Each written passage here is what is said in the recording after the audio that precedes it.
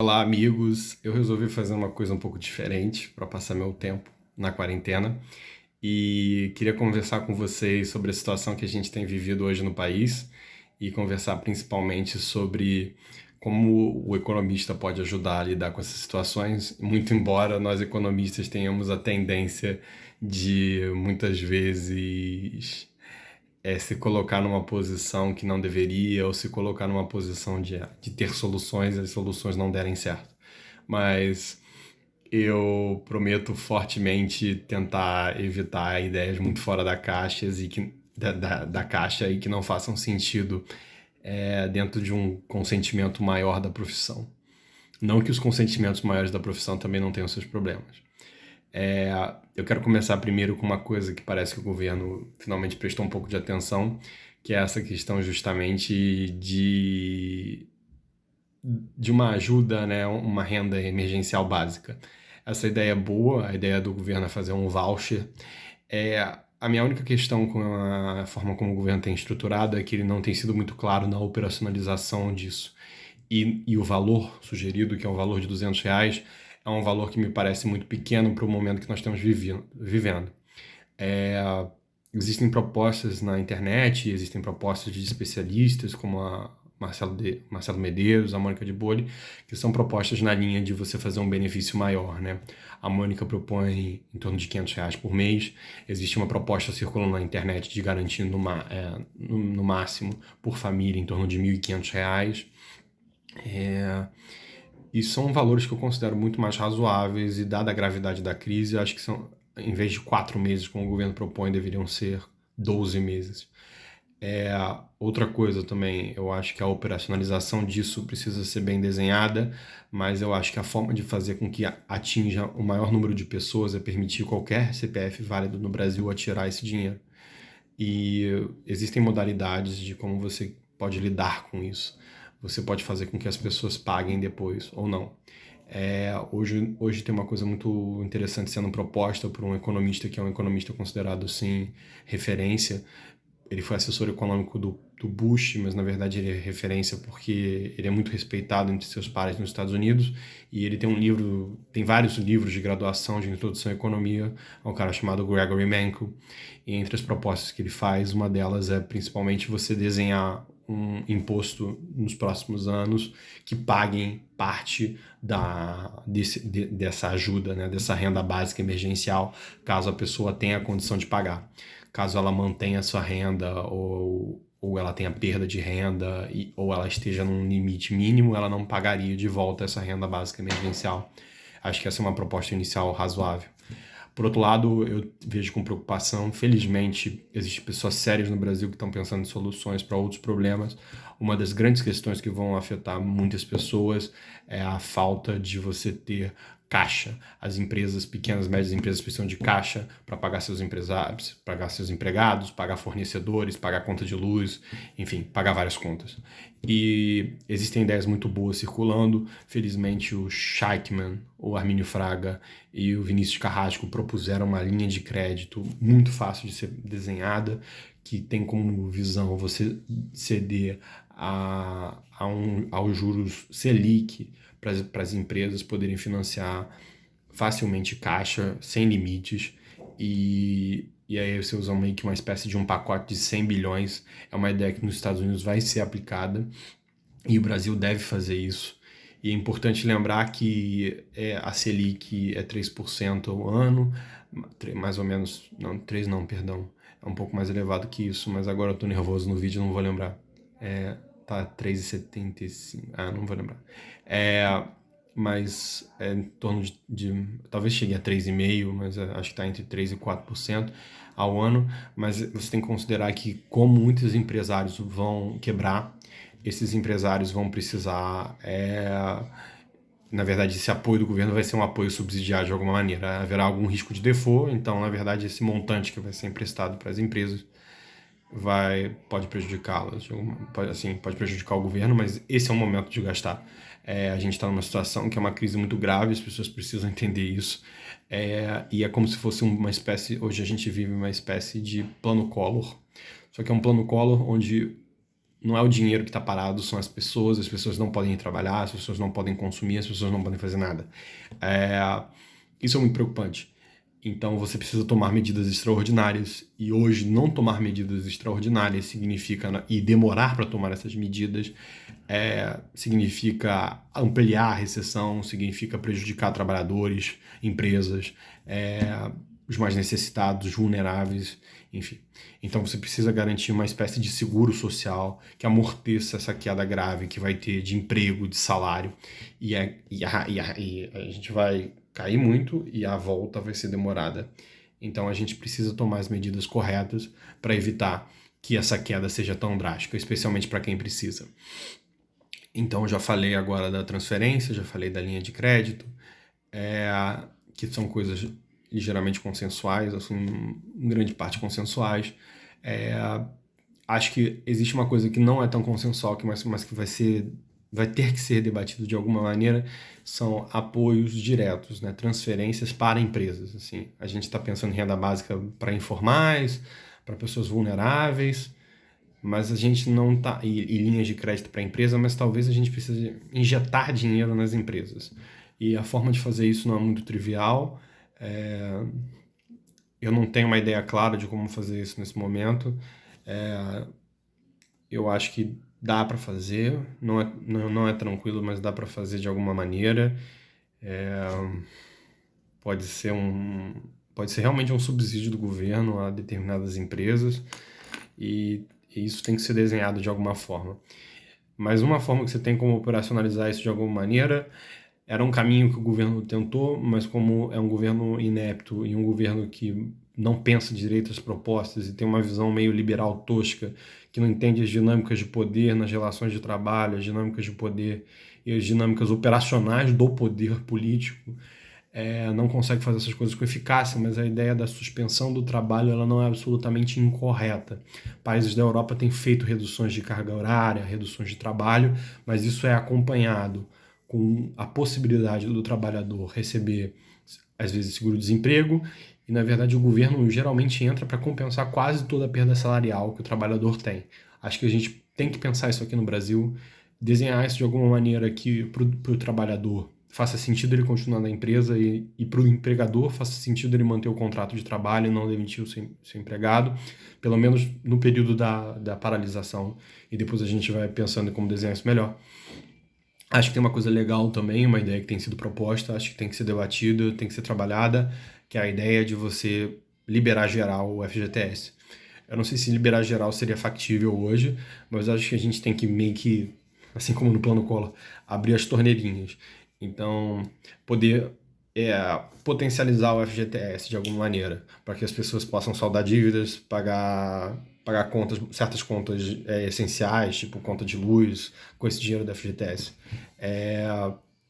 Eu acho que isso vai ser algo bastante importante, e talvez a forma mais simples de operacionalizar seja você realmente fazer um limite de liberação bem alto e as pessoas gastam isso como elas preferirem. Inclusive, se elas não quiserem gastar, isso é levar para um ativo mais interessante do que o FGTS. Também seria possível. Acho que eu já falei as ideias que eu achava interessantes. Agora eu queria ir para uma segunda parte, que é uma ideia são coisas menos consensuais, mas que são coisas que eu acho que devem ser debatidas, que dizem respeito à justiça social e dizem respeito, na verdade, à nossa estrutura do orçamento, né? Como sabem, nós temos um teto de gastos. O teto de gastos limita um pouco como a gente vai estruturar futuramente esse ajuste fiscal que será necessário assim que a recessão passar. E obviamente que o Brasil, com o nível de endividamento que tem, com a trajetória dos gastos correntes que tem, vai ter que tomar medidas depois de contingenciamento de gastos, não agora, mas certamente em algum momento do tempo, nos próximos 5 anos, vai ocorrer ajustes fiscais. E então torna-se imperativo gastar bem e, na verdade, gastar de maneira correta. E eu acho que já nesse momento de crise nós devemos debater medidas que hoje às vezes podem ser até consideradas inconstitucionais, mas que devem ser debatidas. Por exemplo, para mim, uma das coisas mais escandalosas que existem é que você tem uma série de juízes, procuradores, funcionários públicos, professores de universidades célebres, que na verdade recebem muito mais do que o teto da Previdência Social e muito mais do que o teto do Executivo Federal, que é o presidente da República. Então tem muita gente recebendo muito dinheiro do governo. E são pessoas que, na verdade, são pessoas que não vão precisar desses recursos. Na verdade, são pessoas que já acumularam poupança ao longo da vida, estão gastando aos poucos essas poupanças, que, na verdade, mesmo que elas tivessem que gastar 30 mil, 35 mil reais, isso é um dinheiro que elas iriam continuar recebendo, mas uma coisa que eu acho que nós temos que debater, na verdade, para sempre, é considerar tributar severamente todas as pessoas que hoje recebam acima do teto da Presidência da República, porque isso é uma distorção injusta num país onde as pessoas não têm educação básica de qualidade, onde milhares de pessoas não têm saneamento, você ter juízes, procuradores, muitos deles aposentados, recebendo muito mais do que é necessário. Se não me engano, fez uma conta não com inativos, mas com os ativos, que se gasta hoje 10 bilhões de reais em funcionários públicos que recebem mais do que a Presidência da República. Só de dinheiro que se gasta a mais.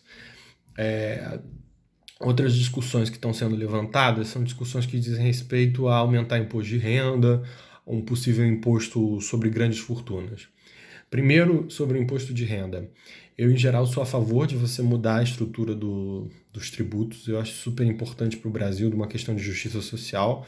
Isso combinado com a reforma do Bernardo Api, que visa simplificar os impostos num único imposto sobre bens e serviços, é importante, mas também tem que mudar justamente o imposto de renda. A gente tem várias formas de fazer isso. Uma forma é justamente gerar novas alíquotas, criar novas alíquotas. E eu sou a favor disso. Na verdade, eu sou a favor disso ou de uma outra possibilidade, que seria você criar uma isenção muito elevada que faça com que menos pessoas paguem imposto de renda na prática, só que você acaba com todas as isenções. Então, o imposto de renda vira um procedimento simples, onde você fala a sua renda, paga o que tem que pagar, e se você não diferenciar dividendos e lucros, né, adquiridos de empresas, você pode fazer com lucros e dividendos, você pode fazer com que, na verdade, esse novo sistema com uma única alíquota seja bastante progressivo. Sou a favor de uma ideia dessa. Acho que o Carlos Góes tem um desenho muito interessante que ele fez na época em que o Paulo Guedes propôs uma coisa mais ou menos assim. Eu sugiro, inclusive, que vejam isso. Mas para esse momento de crise agora, se me perguntar se eu acho o momento correto para discutir isso, a minha resposta, na verdade, para os funcionários públicos é sim. Para imposto de renda, eu acho que não é o momento. Inclusive para imposto sobre lucros e dividendos. Eu acho que não é o momento, primeiramente, porque eu acho que lucros e dividendos serão baixos no ano que vem. Então, eu acho que do ponto de vista de retorno social desse imposto, esse retorno não vai vir. Em segundo lugar, eu acho que existe uma questão política hoje, que a prioridade hoje é você fazer com que as pessoas que estão vulneráveis sejam atendidas. Então, se você cobrar um imposto neutro no futuro, ou cobrar um imposto com uma estrutura relativamente que não seja tão regressiva assim, desde que você faça com que os benefícios hoje sejam benefícios progressivos, que beneficiem justamente as pessoas mais pobres, que mais precisam, você não precisa se preocupar tanto com a estrutura desse imposto no futuro, porque o que importa vai ser mais ou menos o líquido que essas pessoas vão receber. Então, acho que a prioridade hoje no Congresso é passar as medidas que ajudem os vulneráveis e não ficar nessa discussão, que é uma discussão, eu acho, prematura de um imposto progressivo. E voltando à discussão, o imposto de grandes fortunas é a mesma discussão. Eu acho que é um imposto interessante, tem que ser um imposto discutido no Brasil em algum momento, contanto que ele seja bem desenhado, mas esse não é o momento de pensar nisso. Primeiro porque com a queda da Bovespa, com a quebradeira geral das empresas, com a paralisação, o valor dos ativos está lá embaixo. Então você não vai arrecadar muita coisa com o imposto sobre grandes fortunas. Porque imposto sobre grandes fortunas, gente, vai cobrar o que eles chamam de patrimônio líquido das pessoas. Então, tudo que você tiver de ações, de imóveis, de dívida pública que você tem em sua posse, vai ser auferido, vão calcular suas dívidas, ver o quanto que você tem de dinheiro líquido, né, de patrimônio líquido, e vão incidir um imposto sobre isso.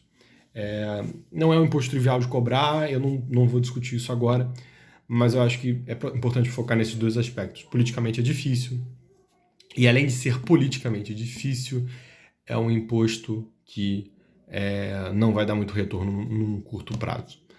Então, esses são meus pontinhos de hoje. Foi um programa de 15 minutos, mas eu tinha muita coisa para falar, especialmente porque eu estava uma semana super agitada, mas eu queria gravar isso em algum momento, ou falar disso de alguma maneira, escrever um texto, mas eu decidi que era mais fácil fazer dessa forma.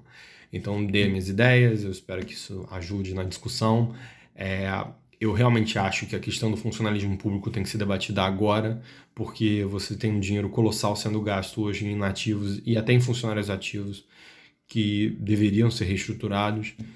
Isso é uma questão de justiça social que vai além da crise do coronavírus e que eu garanto que não vai ter efeitos negativos de queda de demanda, por exemplo, porque a gente está falando de uma minoria curta que não consome tanto, mas que certamente extrai muitas rendas da sociedade e que não faz bem para a nossa sociedade, torna ela mais desigual, torna ela mais vulnerável. Então, acho que essas discussões têm que ser feitas, vamos continuar debatendo, vamos continuar insistindo, e eu queria reforçar aqui uma coisa que tem me deixado um pouco reflexivo nos últimos tempos. Muitas pessoas que querem passar essa ideia de um discurso técnico falam que não existem manuais e que nós devemos ter muita cautela e nunca se considerar pessoas absolutamente com vozes de verdade, considerar que suas perspectivas antes da crise vão te dar soluções. Mas eu queria dizer que eu acho que justamente em momentos de crise social, de que as melhores mentes com suas ideias, com seus ideais, e as melhores cabeças têm que pensar com os seus valores e com ideias, às vezes, que elas sempre defenderam, porque as contradições da sociedade, os problemas que a gente vive ressaltam, reforçam essa situação que a gente está vivendo. Então eu realmente acho que não se calem por conta do medo de estar seguindo uma ideia que você já seguia antes. Isso pode acontecer, mas às vezes é porque realmente a situação pede para você seguir essa ideia. É isso. Meu nome é Henrique Mota, tenho 23 anos, faço mestrado em economia. Se você quiser divulgar esse vídeo, divulgue, ele é gigante. Mas é isso. Vou mandar agora para os meus entes queridos e se eles quiserem espalhar, espalhem. Abraço. E boa noite. Fiquem em casa, se cuidem.